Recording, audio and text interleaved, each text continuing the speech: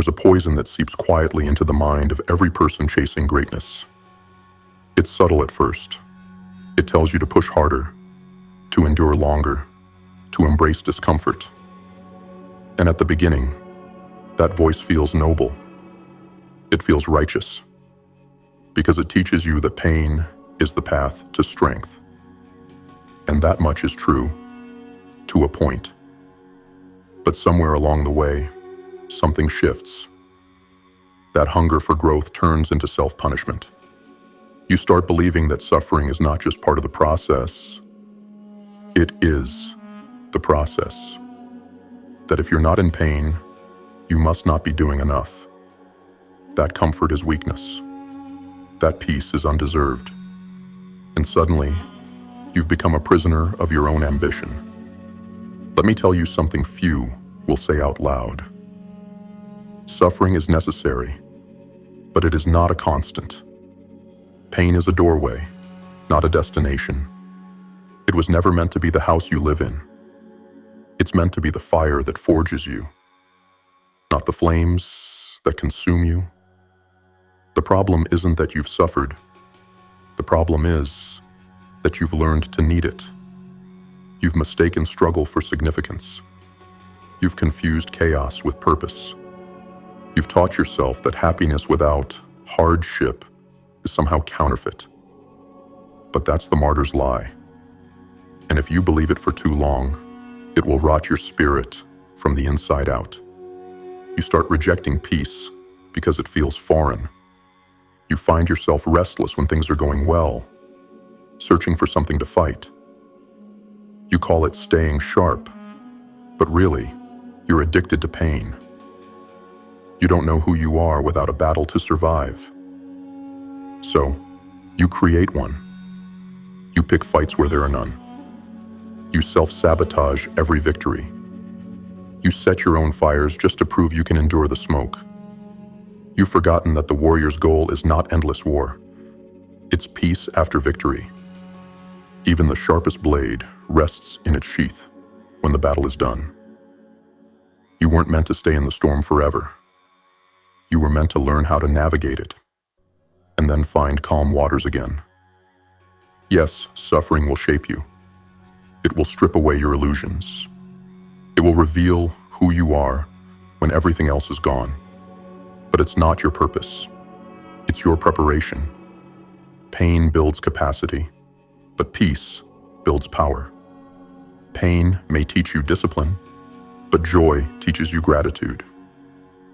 Pain can make you strong, but only peace will make you wise. There comes a point when the lesson ends, and the healing must begin. But many never make that transition. They keep bleeding even after the war is over. They stay loyal to their pain, afraid that without it, they'll lose their identity. But true warriors don't cling to pain. They integrate it. They wear their scars as armor, not open wounds. Ask yourself this: are you suffering because it's helping you grow? Or because you've convinced yourself it's the only way you'll ever be worthy? Are you enduring the necessary trials of transformation? Or have you become addicted to the feeling of struggle? Because peace feels too foreign to trust. The truth is, you don't need to earn joy through torment. You don't need to crawl through endless suffering to be deserving of light. You just need to learn how to hold both, the pain and the peace, without letting either define you. Suffering is the forge. Peace is the reward. You need both to build something that lasts. Because greatness is not measured by how much pain you can take. It's measured by how gracefully you can rise after the pain is gone. It's measured by how long you can hold peace without guilt, and how willing you are to enjoy success without fear that it will be taken from you. You've already proven that you can endure. Now prove that you can thrive. You've already lived through the darkness. Now prove you can stand in the light without flinching. There's no nobility in endless agony. There's no honor in destroying yourself to prove you deserve more. You deserve more because you've already walked through fire. You don't have to keep burning to stay worthy of the sun. So when the good moments come, when peace finds you, don't push it away. Don't tell yourself you haven't suffered enough to deserve it. You have. You've earned this breath. You've earned this peace. Stop worshiping your wounds. Start honoring your healing. Because true strength isn't found in perpetual suffering. It's found in the courage to finally let it end. Step 1. Redefine the purpose of your pain. Most people spend their lives misinterpreting pain. They see it as punishment, a cosmic penalty for being imperfect, for failing, for not being good enough yet. But pain, in its purest form, is not punishment. It's communication. It's feedback from the universe, from your body, from your higher self, a signal that something needs to be understood, adjusted, or evolved. Pain has purpose, but that purpose is not to break you. It's to build awareness, to remind you that something in your reality, in your thinking, in your actions, has reached its limit and now demands transformation. You must learn to see suffering as a form of instruction. When you feel lost, betrayed, defeated, or stretched beyond your comfort, that is life's way of demanding growth. Pain is not the enemy of progress. It's the alarm clock that wakes you up when you've been asleep to your potential. But here's the problem. Most people hear the alarm and then decide to live in it. They confuse waking up with staying in discomfort. You must not worship the pain that was only meant to awaken you. When you experience suffering, the natural human instinct is to look for meaning. And that's good. Meaning is what gives pain context. But where most people go wrong is assuming that pain itself is the meaning. They believe the suffering is their destiny, that the more they endure, the more deserving they'll become. This mindset traps you in cycles of misery, self-denial, and guilt. You start to subconsciously reject happiness because it feels like you haven't earned it yet. You believe you must suffer long enough before you're allowed to breathe freely. But pain's purpose was never to make you prove your worth. It was to make you see it. When you're in pain, life is stripping away illusions. It's revealing what you've been ignoring. Your strength, your weakness, your habits, your truth. Every ounce of discomfort is raw information about who you are and what must change. Pain is sacred data. It shows you where your boundaries end and your growth begins. When you redefine it as feedback instead of punishment, everything shifts. You stop asking, "Why is this happening to me?" and begin asking, "What is this teaching me?" That single change in language transforms suffering from torment into transformation. Let's make this practical. When you're in a painful situation, heartbreak, failure, rejection, loss, stop running from it and stop dramatizing it. Pause and listen to it. Ask questions like, what pattern brought me here? What weakness is this exposing in me? What part of me is refusing to evolve? What truth have I been avoiding that this pain is now forcing me to face? If you can answer those questions honestly, the pain starts to lose its power. Because it's no longer random. It's directional. It's guiding you toward correction. Think of pain like a forge fire. It's supposed to be hot. It's supposed to burn away the impurities in the metal. But the smith doesn't leave the sword in the fire forever. He removes it at the right time, knowing that the heat's purpose was refinement, not destruction. Your suffering is that same forge, but you must know when to step out. The longer you stay in unnecessary pain, the more it begins to distort you. At first, it humbles you. But if you cling to it too long, it starts to harden you. make you cynical, bitter, closed off. You were never meant to live inside your suffering. You were meant to graduate from it. To redefine the purpose of your pain, you must build new internal language. Every time something hurts, remind yourself, this is not here to destroy me, it's here to direct me. This pain is a messenger, not a master. This discomfort is not my identity, it's my initiation. Start journaling about your pain as though it's a teacher, not an enemy. What lesson is it teaching? What muscle is it building? What weakness is it exposing? This reframing is not denial, it's empowerment. Because when pain has meaning, it becomes manageable. You can endure almost anything when you understand its purpose. But when you see pain as meaningless, it consumes you. That's why redefining it is crucial. It turns victims into visionaries and suffering into strength.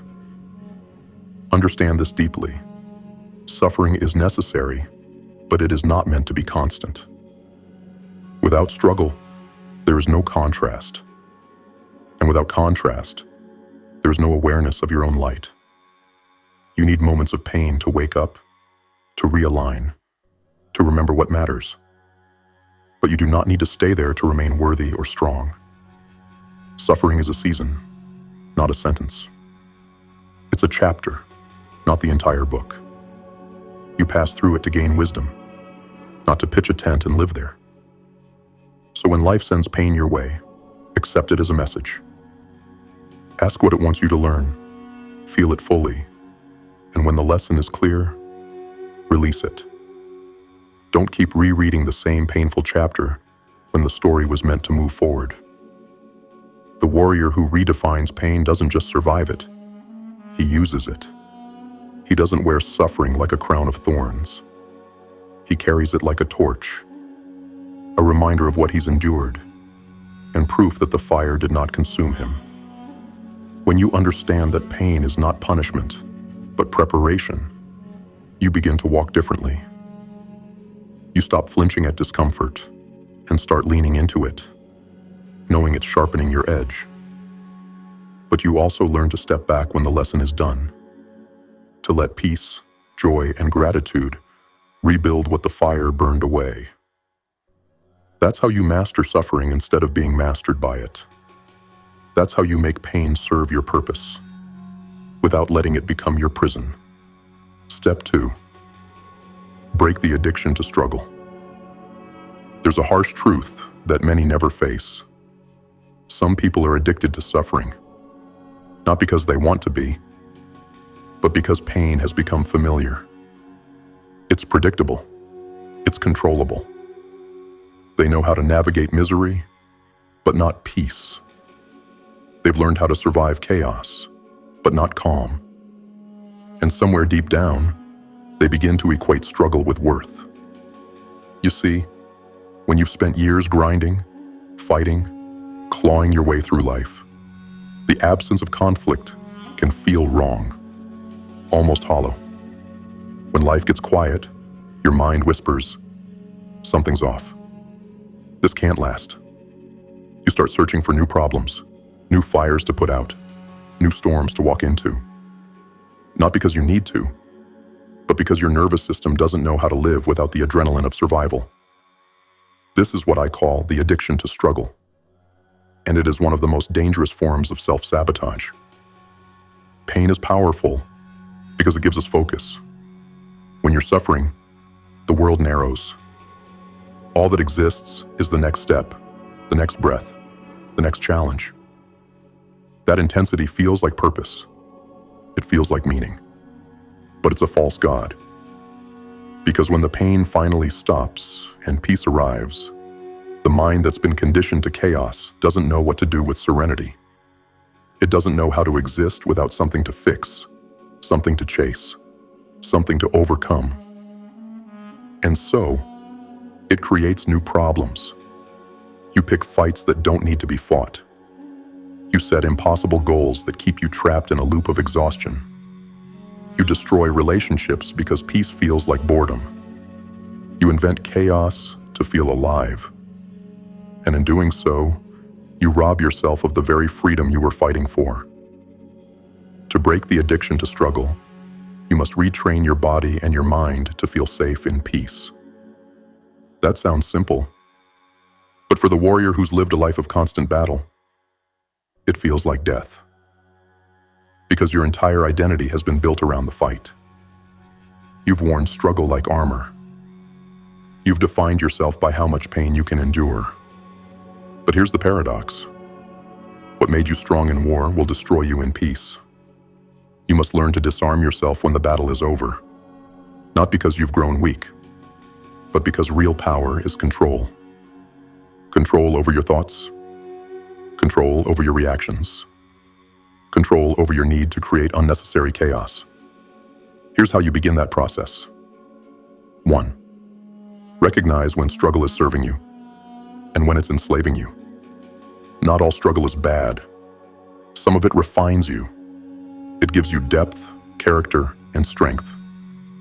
But endless struggle with no direction, that's decay. Ask yourself, is this hardship moving me towards something? Or am I circling the same mountain because it's all I know? If your pain has no purpose, it's no longer noble. It's just noise. 2. Practice existing without conflict. Set aside time where you do nothing but breathe, think, and listen. Don't reach for your phone. Don't plan. Don't fix. Just exist. This will feel wrong at first, like you're wasting time. That's how you know you're breaking the addiction. Stillness will feel foreign to a mind that only trusts motion. But peace is not idleness. Peace is containment. It's the ability to channel your energy inward without dispersing it through pointless struggle. 3. Celebrate calm as much as you celebrate conquest. You've trained yourself to only feel proud when you've endured something brutal. A long night, a hard fight, a painful loss. Now train yourself to feel the same pride when you find peace. When you go a day without chaos. When you laugh without guilt. When you breathe without rushing to the next battle. That's growth. That's mastery. 4. Create intentional struggle, not chaotic struggle. The key is not to eliminate challenge, but to design it. Replace self-destructive chaos with structured growth. Train your body. Study something difficult. Build something meaningful. Give your warrior spirit an outlet that elevates you instead of draining you. You are not abandoning the fight, you're redefining it. Breaking the addiction to struggle doesn't mean you lose your edge. It means you sharpen it deliberately instead of letting life grind it down at random. It's the difference between training and turmoil, between discipline and desperation. The world glorifies the grind, the sleepless nights, the constant hustle, the endless fight. But the truth is, a blade that never leaves the battlefield eventually dulls itself to dust. The strongest warriors know when to rest. They know when to sheathe the sword. They understand that peace is not weakness. It's wisdom. When you finally stop searching for new fires to burn in, you begin to build a life that sustains your strength instead of constantly testing it. You begin to realize that the goal was never to suffer endlessly. It was to suffer consciously, to use pain as a means to grow, not as a metric to measure your worth. Breaking the addiction to struggle requires courage, because it means letting go of the identity that's defined you for years. It means trusting that you are still valuable even when you're not fighting. It means believing that you deserve to feel good, to feel peace, to feel joy, without earning it through agony.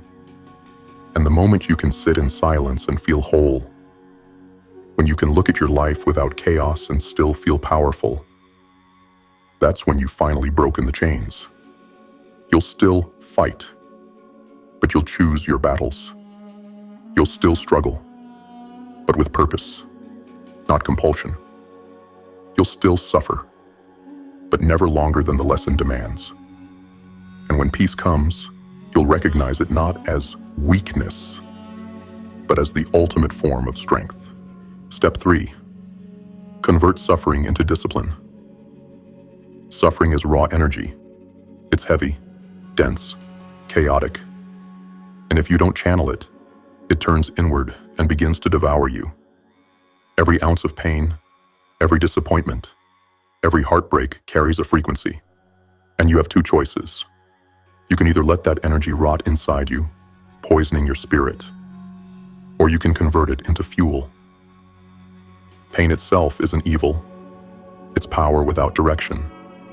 And discipline, real discipline, is the process of giving that power a purpose. When you're hurting, the natural instinct is to collapse, to withdraw, to drown in self-pity and convince yourself the world is unfair. But if you shift perspective, pain becomes one of the most powerful catalysts for personal evolution. Think about it. Pain makes you aware. It wakes you up. It makes you listen to things you once ignored. It burns away the illusions that comfort used to hide. But awareness alone isn't enough. It must be harnessed. This is where most people fail. They feel pain, but never redirect it. They let it linger and loop until it becomes suffering without meaning. They cry, complain, and crumble instead of creating something from it. If you want to become unstoppable, you must take that same fire that was meant to destroy you and use it to build structure, ritual, routine, discipline. Here's the truth. Pain wants motion. It wants release. That's why it festers if you suppress it. When you hold it in, it becomes bitterness, resentment, fatigue. But when you move with it, physically, mentally, creatively, it becomes drive. When life punches you, punch back. Not with anger, but with focus.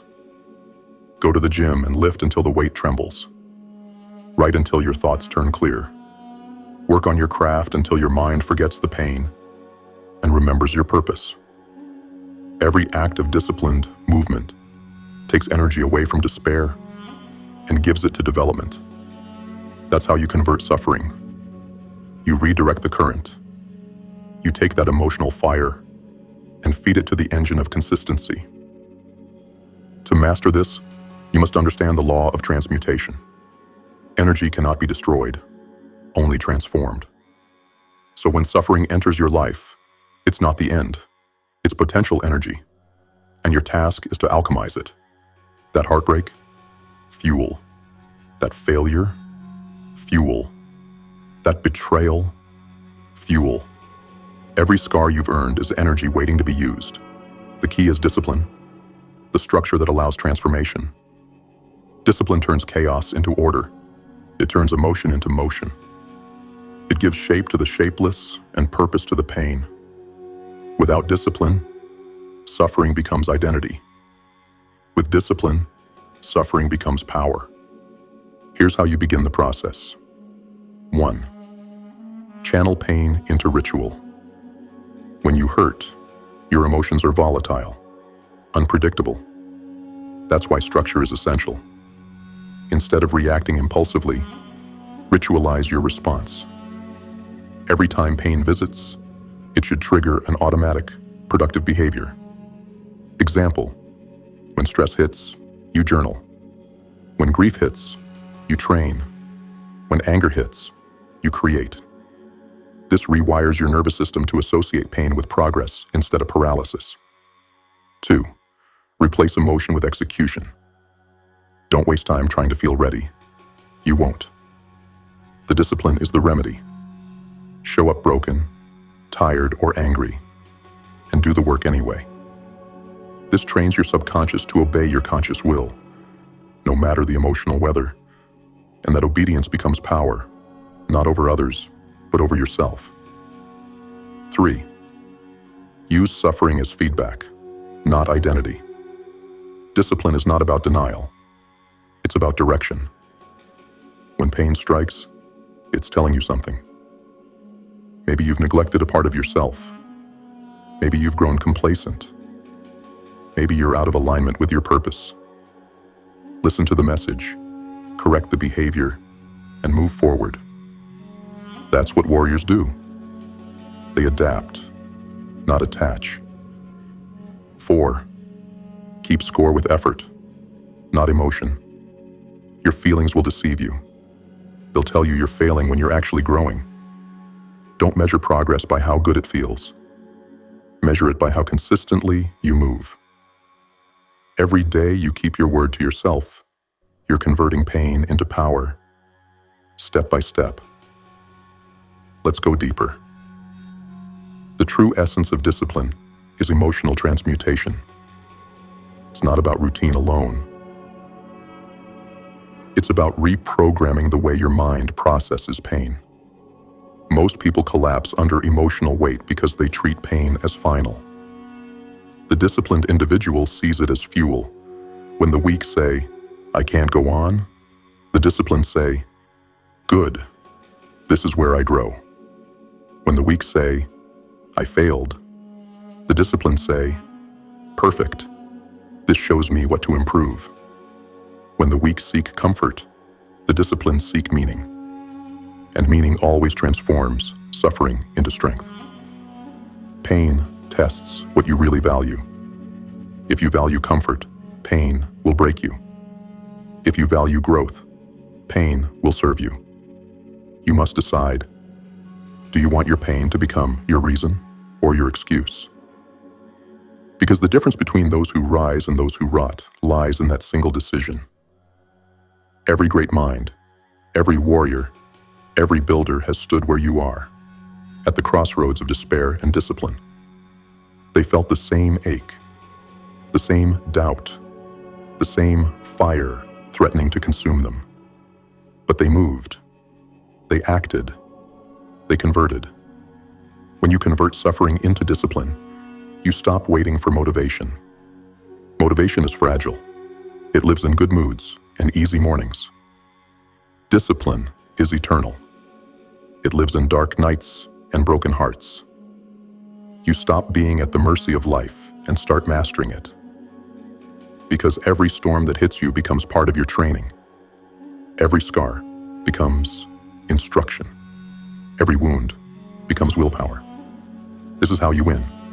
Let pain come, but never let it stay idle. Give it a job. Make it lift, write, build, train, grow. Transform every ounce of sorrow into fuel. Let your suffering feed the fire, not extinguish it. One day, when you look back, you'll realize something incredible. It wasn't the victories that made you strong.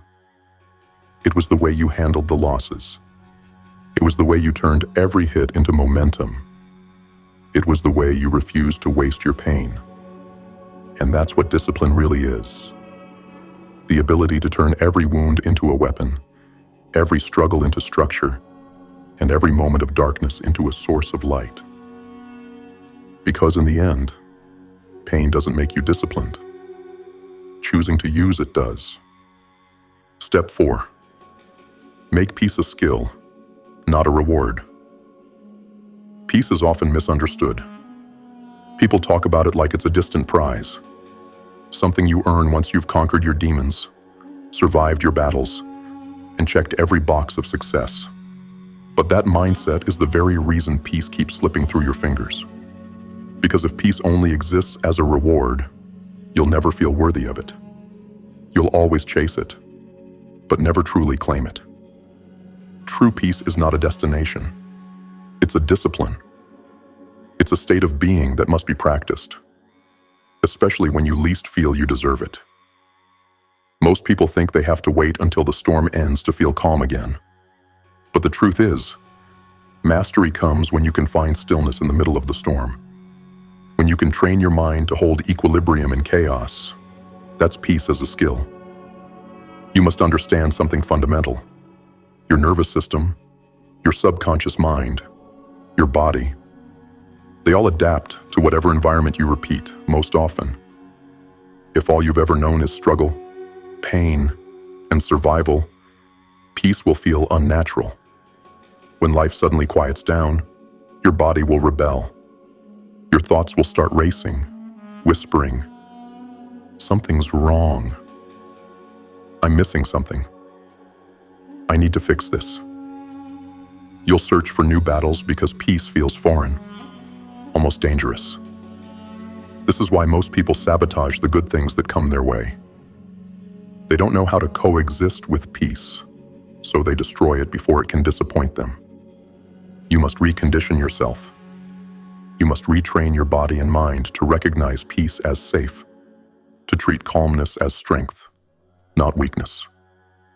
Peace must be built into your daily practice. Don't wait for peace to arrive after the chaos fades. Create it in the midst of chaos. Make it part of your routine like brushing your teeth or training your body. At first, it will feel forced. It will feel mechanical. But over time, it becomes your new operating system. Try this. When stress hits, instead of reacting immediately, pause. Breathe. Not the shallow kind, the kind that reclaims your awareness. Inhale slowly. Feel your lungs expand. Exhale longer than you inhaled. This sounds small, but it rewires your physiology. It's your way of telling your nervous system, "We're safe. We're not in survival mode anymore." Do this enough times, and your subconscious begins to trust peace again. Peace is presence. You can't experience peace while living in the past or the future. The past chains you to regret. The future chains you to anxiety. Peace only exists in the present moment, the now. If you want to make peace a skill, you must learn how to anchor yourself in the now, no matter what's happening around you. This doesn't mean you ignore your problems. It means you stop letting them consume you. The warrior who is trained in peace sees chaos as background noise, not identity. They've learned to stand still inside themselves, even while the world shakes. Peace is a weapon. Most people believe peace makes you soft, that if you're calm, you're passive, that if you're relaxed, you've lost your edge. But peace is not passivity. Peace is precision. Think about a sniper. Calm breathing, steady hands, focused mind. He doesn't panic. He doesn't flinch. His peace is what gives him perfect aim. That's what peace as a skill feels like. Control under pressure. The ability to make clear decisions while others drown in noise. When you can maintain inner stillness, no one can manipulate you. No one can push your buttons because you've disabled them. No one can make you react because you've become deliberate. That's power. Peace is the highest form of strength. Redefine rest. To master peace, you must also redefine what it means to rest. Rest isn't laziness. It's maintenance. It's what keeps the mind sharp and the body strong. There's a dangerous cultural illusion that says rest is something you earn after you've suffered enough. But warriors who live by that rule die early, mentally, emotionally, spiritually. Rest should not be the absence of productivity. It should be part of it. Because peace replenishes the energy that discipline consumes. Without peace, discipline turns into burnout. Without rest, even purpose becomes poison. So learn to schedule peace the way you schedule your work. Give yourself permission to breathe, reflect, and enjoy the life you're building. When you sit down with a cup of coffee in the quiet morning, that's not wasted time. That's recovery. When you take a walk without your phone, that's not idleness. That's clarity. When you sleep deeply, that's not escape. That's strategy. You can't fight effectively when your spirit is exhausted. Peace and gratitude walk, hand in hand. Gratitude is the foundation of peace. It's impossible to be truly at peace while constantly reaching for more, comparing, or regretting. Gratitude brings your attention back to what is, not what's missing. And when you train your mind to focus on what's already good, your energy stabilizes. Start small. Each day, find one thing, just one, that you appreciate. A warm meal, a sunrise, a moment of laughter. This anchors you to presence. Peace doesn't come from the absence of suffering. It comes from the awareness that, even amidst suffering, there are fragments of beauty worth noticing. Peace must be guarded, like a fortress. Once you begin cultivating peace, the world will test you. You'll face people who thrive on chaos. They'll try to pull you back into the storm. You'll face environments that glorify burnout, stress, and rage. But peace is not meant to be fragile. It's meant to be defended. Set boundaries ruthlessly. Don't let every argument, every notification, every negative person invade your space. Protect your mental state like a warrior guards his weapon.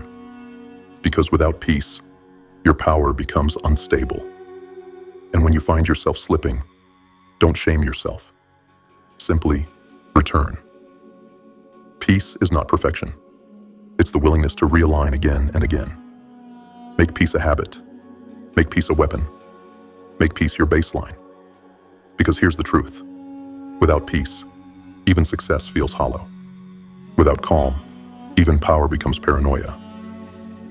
Without inner stillness, no victory feels complete. Peace isn't what you find after you've conquered your demons. It's what allows you to conquer them with clarity. It's the ground you fight from, not the treasure you chase. When peace becomes your skill, life changes. You no longer wait for calm, you create it. You no longer chase balance, you become it. And the chaos of the world, it still howls, but it no longer controls you. Because when peace lives within you, no storm outside of you can take it away.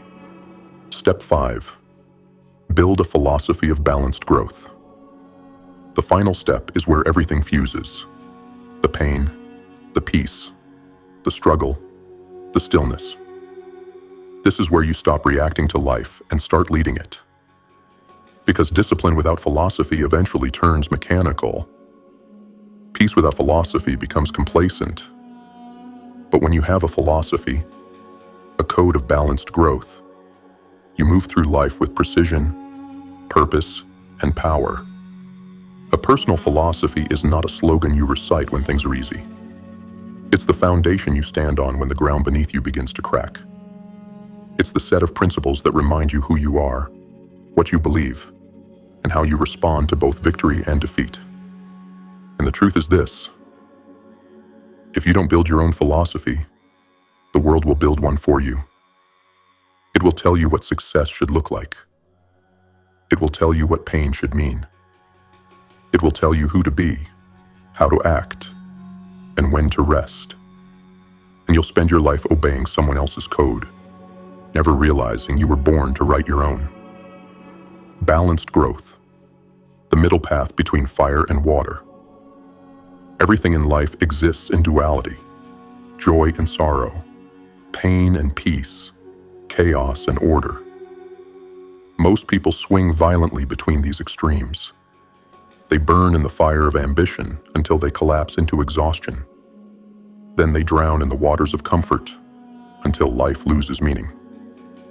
Balance is the art of walking between both, without losing yourself to either. Too much struggle, and you become hardened, bitter, closed. Too much comfort, and you become soft, stagnant, complacent. The warrior must become both fire and water. Fierce, but calm. Intense, but controlled. Your philosophy must hold space for both. Pain teaches discipline. Peace teaches wisdom. Struggle builds endurance. Joy builds gratitude. Together they create a human being who is complete. So your mission is not to avoid pain, but to use it. Not to escape peace, but to master it. To expand in both directions simultaneously. That is balanced growth. Designing your code.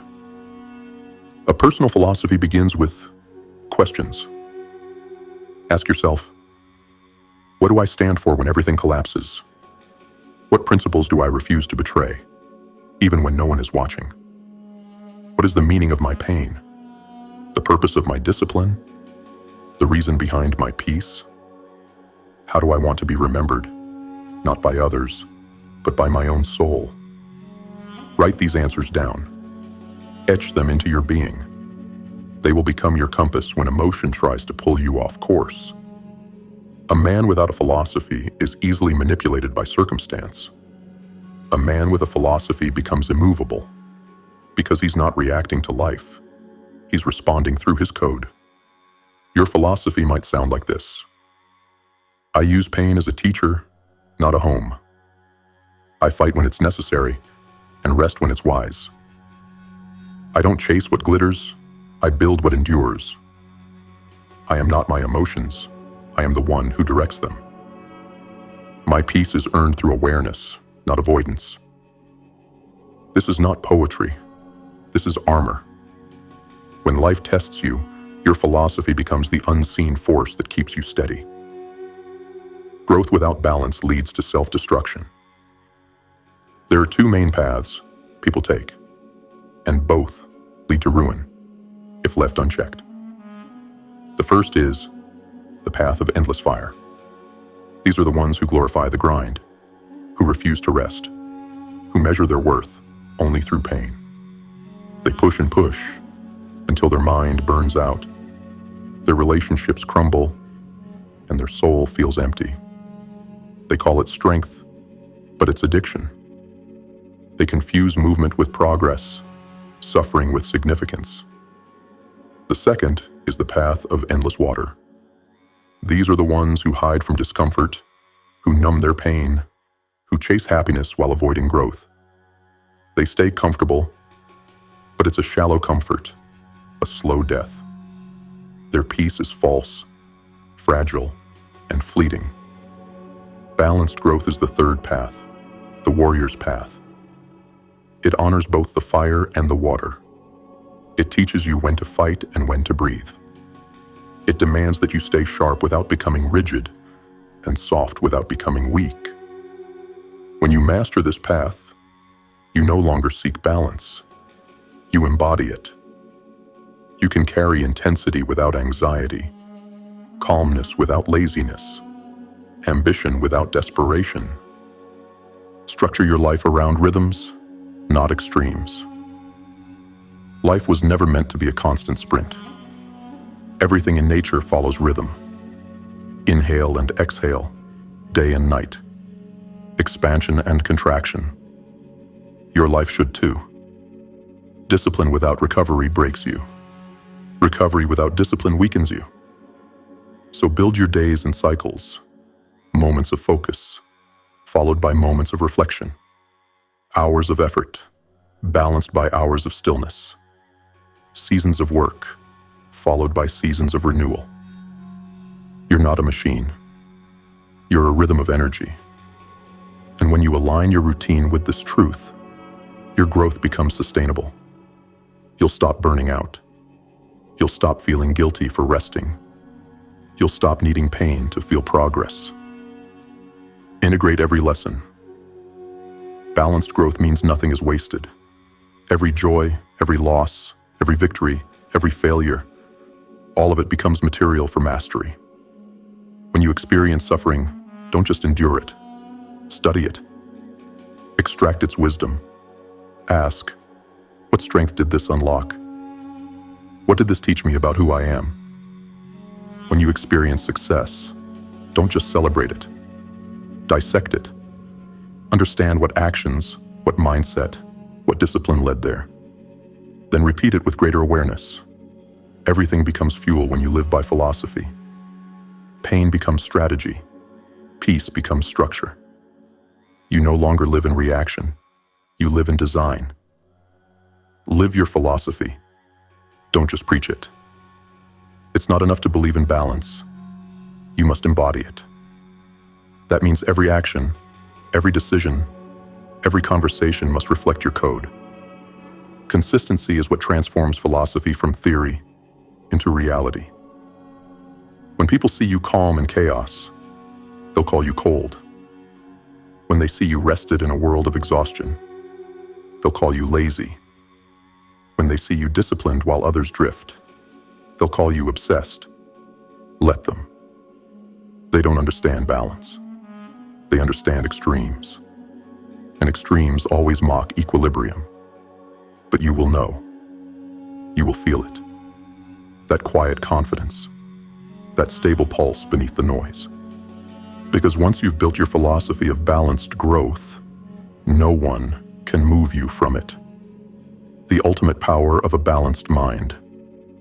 The mind that can hold peace and discipline together is unshakable. The heart that can endure pain without losing love is invincible. The soul that can pursue greatness without becoming enslaved to it. That is mastery. When you reach this point, you stop chasing validation. You stop trying to prove your worth through suffering. You no longer see peace as the end of your story. You see it as the beginning of your strength. Your life becomes rhythmic, steady, intentional. You can face the storm without panic. You can enjoy the sunlight without guilt. And most importantly, you can sustain your growth without destroying yourself in the process. Because the ultimate truth is this: greatness without balance collapses. Peace without purpose decays. But when both exist together, when the fire of ambition burns within the calm of peace, you become something rare. Not just successful, not just disciplined, but whole. That is the end game of this journey.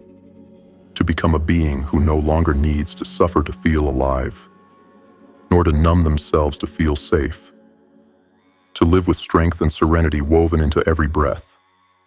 To master both the sword and the silence. To walk through life balanced, steady, deliberate, unshakable. That is the philosophy of balanced growth. That is the evolution of the warrior. The end of martyrdom. The rise of mastery. You've walked through the fire. You've learned to listen to pain without worshiping it.